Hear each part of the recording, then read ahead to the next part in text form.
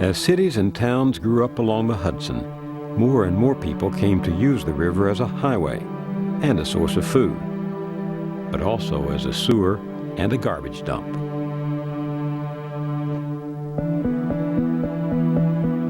Soon factories were built along the shores.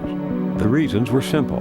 Flowing water provided power, transportation, and an easy way to dispose of waste.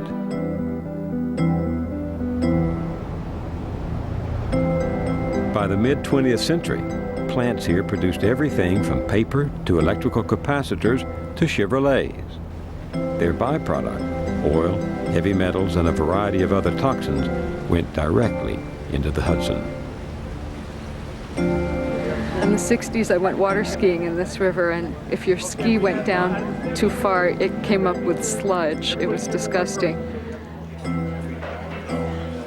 I remember years ago when I swam at Haviland's Cove, they used to shut the river down because we'd break out in little red spots. Before the birth control pill came in, the river was loaded with condoms. They were known as Brooklyn trout. I can remember when they had the sewage plants, and they used to pump out, and us kids used to swim in the river. And there's these little brown things floating by. We called it the Hudson River Crawl. You had to push them out of the way. Fishermen like Bob Gabrielson Sr.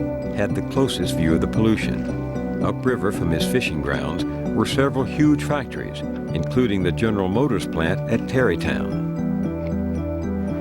The Chevrolet plant, they used to paint their cars. We'd be out there pulling our nets, and all of a sudden, here comes the river blue. Here comes the river red. Here comes the river black. That is what actually got flavored in some of the fish. So all of a sudden, we had a reputation of our fish as tasting like kerosene.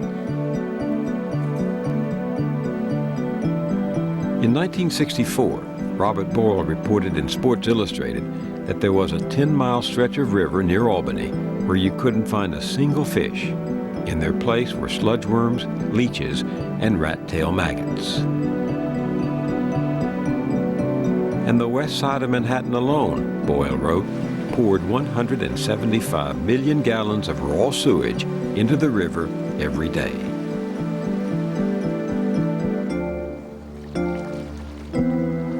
It seems almost impossible in the 21st century to imagine people standing still while all this pollution was going on back 30, 40, 50 years ago. I mean, what were the attitudes behind dumping raw sewage and garbage and all those contaminants into this river?